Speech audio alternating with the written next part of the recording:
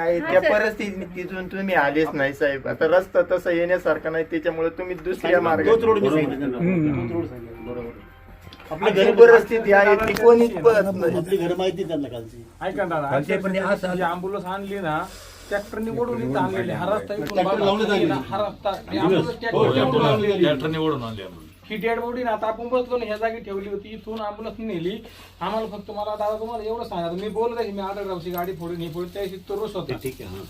तर माझं एकच सांगत दादा आपल्याला का जो फेस 1 मध्ये त्याला जसं तुम्ही गाड्याचं काम केलं शेतकऱ्यांचं, असं काम मला एवढीच अपेक्षा आहे आपल्याकडून का फेस 1 मधून याला काढा. कारण का काय होतं, फॉरेस्ट अधिकारी त्या दिवशी आले नाही, त्या दिवशी आक्रोशच तेवढा होता. सगळे म्हणतात फॉरेस्ट अधिकारी नाही आले, दादा नाही आला, वळसे पाटील. त्याच्यात राजकारण, आम्हाला राजकारणाची काय ज्ञान देणार दादा, आम्ही तुमचेच आहे पहिल्यापासून.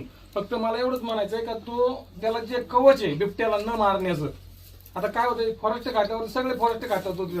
आता का त्यांनी आपल्या घरी आणून सोडलेत का, ते शिकार केली त्यांनी, तो आता शिकार केली तो वाघ आहे नावाने, शिकार केली बाळाला नेलं, पण त्याचं जे कवच आहे ते काढा, त्याला मारण्याची जी परमिशन आहे ना ती आणा आपल्याला.